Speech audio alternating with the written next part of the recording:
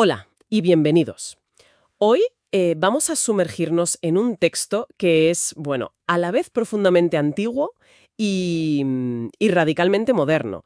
El libro tibetano de la vida y de la muerte, de Sogyal Rinpoche. Un texto fundamental, desde luego. Sí, para este análisis nos basamos en varios extractos clave, incluido el prólogo del Dalai Lama. Que ya de por sí da para mucho. Totalmente. La misión aquí es explorar una perspectiva que no separa la vida y la muerte, Sino que las ve como un todo. justo, como un solo proceso continuo. Y que quede claro, no es un tema morboso. Para nada. Es más bien una guía para vivir mejor. Exacto, una guía para vivir con más sentido, preparándonos para lo inevitable con serenidad y, como dice el libro, con precisión. Y para empezar, hay una idea en ese prólogo del Dalai Lama que es el punto de partida perfecto. ¿Cuál? Dice algo así como que, ante la muerte, tenemos dos opciones. O la ignoramos o la enfrentamos con miedo. Y ninguna de las dos funciona. Ninguna, porque la muerte llega igual. Pero, y aquí está la clave, si nos atrevemos a reflexionar sobre ella, podemos minimizar el sufrimiento que provoca. Justo. Y eso nos lanza de cabeza la pregunta central. ¿Cómo nos preparamos para algo que es, por definición, inevitable y desconocido? Es la gran pregunta.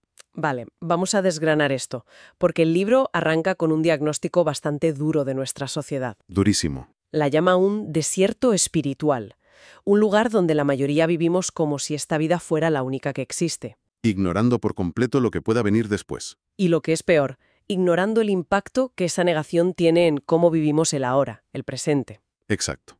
Uf, brutal.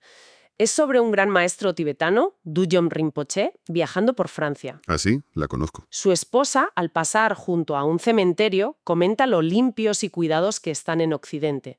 Una observación bastante común, ¿no? Sí, pero la respuesta de él es lo que te deja helada. A ver. Le dice, tienen unas casas maravillosas para los cadáveres de los muertos. ¿Pero no te has fijado? También tienen casas muy bonitas para los cadáveres de los vivos. Es una imagen potentísima. Es una imagen brutal. La de los cadáveres de los vivos. Te hace mirar por la ventana de otra manera, ¿sabes? Desde luego. Te preguntas cuánta gente va en piloto automático ahora mismo. Lo fascinante aquí es esa crítica tan directa a una vida que se fundamenta en una mentira. La creencia en la permanencia. Nos convertimos, como dice él, en cadáveres vivientes, atrapados en una rutina que nadie cuestiona. La cinta transportadora. Totalmente. Estudias, buscas un trabajo, te casas, compras una casa, planeas la jubilación. Y de repente se acabó. Exacto. Y te has pasado la vida en esa cinta sin pararte ni un segundo a preguntarte por el sentido profundo de todo ello. Y esto me lleva a un concepto del libro que me ha parecido demoledor.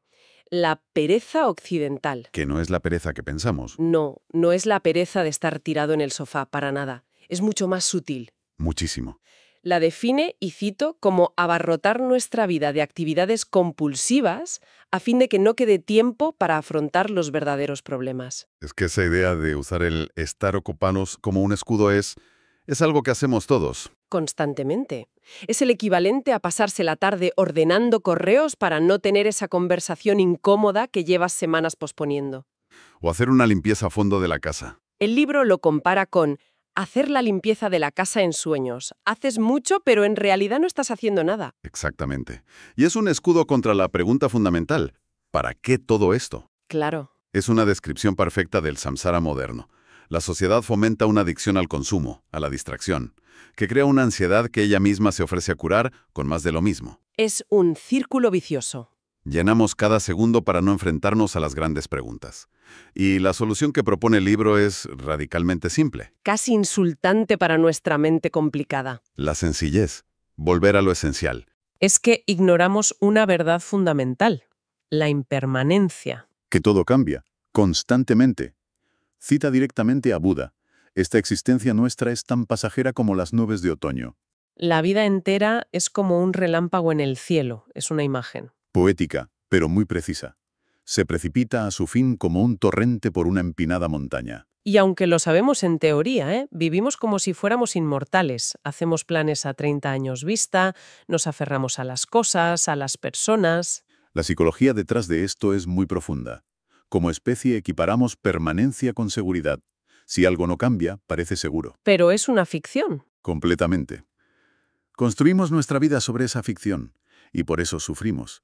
El sufrimiento no viene del cambio, sino de nuestra resistencia al cambio. De aferrarnos. Nos aferramos desesperadamente a cosas que, por su propia naturaleza, están destinadas a cambiar, a desaparecer. Espera, la metáfora de la moneda que usa el libro para explicar esto me ha dejado pensando. Es buenísima. Porque mi instinto es siempre cerrar el puño, ¿sabes? La idea de simplemente abrir la mano y confiar es profundamente antiintuitiva. Va en contra de todo lo que nos enseñan. Describe esa metáfora porque es perfecta. A ver, imagina que tienes una moneda en la mano. Si cierras el puño con mucha fuerza y lo pones boca abajo, tienes la sensación de que la proteges. De que la controlas. Exacto.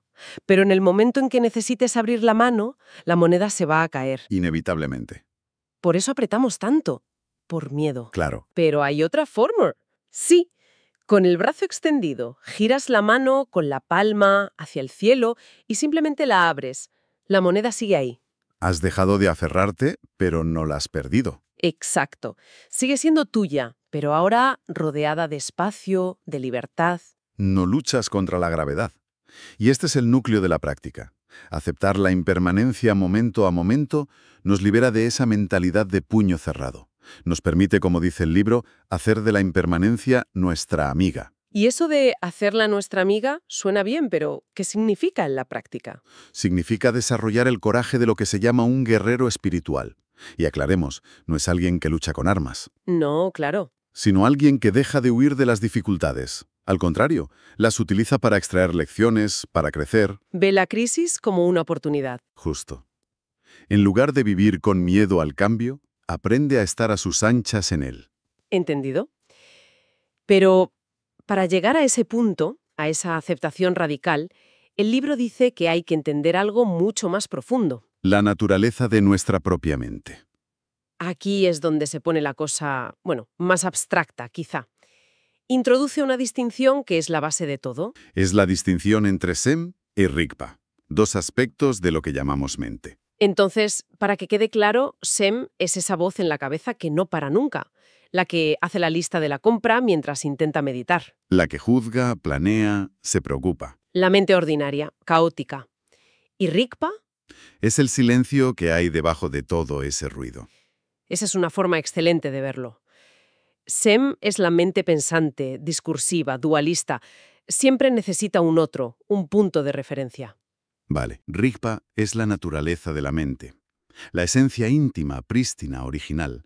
Y no es un silencio vacío, sino un silencio consciente, espacioso. Y lo más importante, no es algo que tengas que crear. Exacto. Es algo que ya está ahí, simplemente velado por el ruido incesante del Sem. La metáfora del jarrón que usa el libro es perfecta para esto. Cuéntala.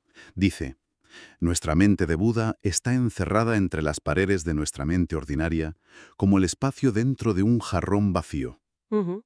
El espacio que hay dentro del jarrón es exactamente idéntico al que hay fuera. Solo los separa la frágil pared de cerámica. Entiendo. Cuando nos iluminamos, es como si el jarrón se rompiera. El espacio de dentro se funde con el de fuera y de repente te das cuenta de que siempre fueron lo mismo. Nunca estuvieron separados.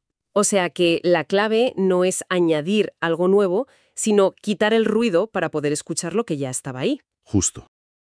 Cuenta que con unos 9 años, su maestro Jamyang Khyentse le pidió que se sentara frente a él. Y sin más, de súbito le preguntó, ¿qué es la mente? Y lo miró fija y profundamente a los ojos. El efecto fue demoledor. Rinpoché lo describe así. La mente se me hizo añicos. No quedaron palabras, nombres ni pensamientos. De hecho, no quedó ni mente. Uf. En ese hueco, dice, se reveló una conciencia pura, inmediata, desnuda. Tuvo un atisbo directo de Rigpa. Su maestro, con una sola pregunta, rompió el jarrón por un instante. Entiendo la teoría, pero seamos prácticas. La mayoría de la gente tiene bastante con llegar a fin de mes. ¿Por qué deberían dedicar tiempo a familiarizarse con algo tan etéreo como esto? Es una pregunta fundamental. ¿Qué beneficio tangible tiene aquí y ahora? Pues el libro diría que, precisamente porque no llegamos a fin de mes, emocionalmente hablando, es por lo que esto es tan importante. El beneficio no es para después de la muerte, es para ahora. ¿Cómo? Al familiarizarte con esa calma interna, con ese cielo que siempre está ahí, el caos externo empieza a afectarte menos. Las tormentas de la vida siguen llegando, pero ya no te arrastran. Vale, te da perspectiva. Y como efecto secundario, te prepara para el momento en el que ese caos desaparezca por completo y solo quede tu conciencia, el momento de la muerte. Porque según el libro, ese es el momento clave. En la muerte, la mente ordinaria, el semse, se disuelve. Se desmorona.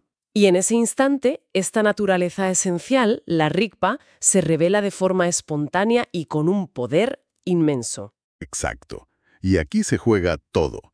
Si a lo largo de la vida te has familiarizado con ella, si la has reconocido aunque sea por instantes, en ese momento la reconocerás. Tan naturalmente como corre un niño hacia el regazo de su madre, dice el libro. Preciosa imagen. Y en ese reconocimiento quedas liberado. Si no, si esa luz te parece extraña, aterradora, la ignorancia y los viejos hábitos te arrastran de nuevo. ¿Al ciclo del renacimiento? ¿Eso es? Bien, creo que ahora tenemos las piezas para entender la parte más específica del libro. El proceso de morir. El mapa. Sí, el mapa. Presenta toda la existencia como una serie de realidades transitorias llamadas bardos. Solemos pensar en bardo como el estado entre la muerte y el renacimiento. Pero no, el texto dice que ahora mismo estamos en un bardo. Correcto. Un bardo es simplemente un estado de transición. El bardo de esta vida, el del sueño. Y por supuesto los bardos que se despliegan en el momento de la muerte. Y el libro los describe con una precisión casi clínica. Empieza con lo que llama la disolución externa. ¿Qué es eso exactamente? Es el proceso físico. Nuestros sentidos se apagan y los elementos del cuerpo se disuelven uno tras otro. Los elementos. Sí. Primero, tierra. El cuerpo se siente pesado, pierdes la fuerza. Luego, agua. Los fluidos corporales se secan. Después, fuego. El calor corporal se desvanece. Y finalmente, aire. La respiración cesa. Es el colapso del mundo físico tal y como lo conocemos. Por completo. Y justo después empieza la disolución interna. Sí. Aquí el proceso se vuelve psicológico. Los estados de pensamiento y las emociones, desde las más burdas como el enfado hasta las más sutiles, también se disuelven. Toda la estática mental se va desprendiendo. Y la idea es que, al final de todo este desmoronamiento, Cuando ya no queda nada de lo que conoces, ni cuerpo, ni sentidos, ni pensamientos. ¿aparece esa luminosidad base o luz clara? Ese es el momento de la verdad. Es la naturaleza absoluta de la mente, Rigpa, revelándose en su estado más puro. Si te has familiarizado con ella, la reconoces y te fundes con ella. Liberación. Pero si no, si esa luz te ciega y te asusta, ¿qué pasa? Si no la reconoces, la ignorancia y los hábitos kármicos acumulados toman el control y te arrastran al siguiente bardo. Es un proceso casi automático, como una bola de billar. Un momento. Aquí el libro se pone muy específico. Habla de varios bardos después de la muerte. ¿Podemos detenernos en esto? ¿Qué diferencia hay entre ese bardo de Dharmata y el bardo del devenir? Son crucialmente distintos. Imagina el bardo de Dharmata como una explosión de pura energía. Vale. Es el resplandor de tu propia conciencia manifestándose como sonidos, colores y luces abrumadoras, como unos fuegos artificiales de tu propia mente. Es una segunda oportunidad, entonces. Una segunda oportunidad de oro para reconocer la verdad. Pero si te asustas, si crees que es algo externo y amenazante, pierdes esa oportunidad. O sea que el universo te da una oportunidad, pero es tan intensa que si no estás preparada, sales corriendo. Exactamente. Y el bardo del devenir es como la resaca de esa oportunidad perdida. Es donde la mente, ya confusa, empieza a buscar desesperadamente un refugio. Un nuevo cuerpo. Un nuevo cuerpo, una nueva matriz, un nuevo nacimiento. Y el ciclo vuelve a empezar. Entiendo. Por eso el objetivo de toda la práctica es Invertir lo que el libro llama este desarrollo de la ignorancia. aprender, aquí y ahora, a reconocer estas manifestaciones como la energía de nuestra propia mente, para que cuando se presenten en la muerte, en lugar de miedo, sintamos. La alegría del reencuentro, precisamente. No es una preparación para un examen final, es un entrenamiento para vivir con más lucidez y libertad cada día. Al final, el mensaje central del libro no es prepararse para el fin, sino transformar el ahora. Aprender a morir es, en realidad, aprender a vivir. No podría estar más de acuerdo. Cada momento es una oportunidad para simplificar, para comprender la impermanencia y para familiarizarnos con nuestra verdadera naturaleza. Y es muy importante subrayar algo. Este conocimiento, lejos de conducir al desinterés por el mundo, genera lo contrario, una compasión profunda y universal. Porque te das cuenta de que todos los seres están atrapados en el mismo ciclo. Claro, hay una historia sobre el sabio Asanga que lo ilustra a la perfección. La recuerdo. Pasó 12 años en un retiro solitario intentando tener una visión del Buda Maitreya, el Buda de la compasión. Y no lo consiguió. Fracasó estrepitosamente. Desesperado abandonó el retiro. Y en el camino se encontró con una perra moribunda Con la mitad del cuerpo comida por los gusanos. y agonizando de dolor. Asanga sintió una compasión tan insoportable, tan abrumadora, que rompió todas sus barreras. Se arrodilló, cortó un trozo de su propia carne para no quitarles el alimento a los gusanos. Y se dispuso a quitarlos del cuerpo de la perra con la lengua, para no hacerles daño. Y justo en ese momento, Justo cuando cerró los ojos y se inclinó, su lengua tocó el suelo. La perra había desaparecido. Y en su lugar estaba el Buda Maitreya, resplandeciente. vaya, Asanga, entre lágrimas, le preguntó por qué no se le había aparecido antes. Y Maitreya le respondió que siempre había estado con él, pero que su ego le había impedido verlo. fue la compasión. Fue ese acto de compasión pura lo que finalmente purificó su mente y lo hizo receptivo. La compasión fue la llave que abrió la puerta. Es una historia increíble. El conocimiento sin compasión no sirve de nada. No solo nos sirve, puede ser un obstáculo. El libro, de hecho, va un paso más allá y establece paralelismos entre esta visión y la física cuántica, citando al científico David Bohm. En serio, con la física. Sí, Bohm sugiere que nuestra percepción de la realidad como un conjunto de fragmentos separados, yo aquí, tú allí, esto mío, esto tuyo, es la raíz de todo el desorden mental y global. ¡Wow! El libro nos deja con una idea para reflexionar. Si en lugar de vernos como seres aislados caminando hacia un final, empezáramos a percibirnos como parte de una totalidad indivisa, un proceso universal de disolución y manifestación, ¿cómo cambiaría no solo la forma en que vivimos, sino la forma en que nos enfrentamos a nuestra propia disolución?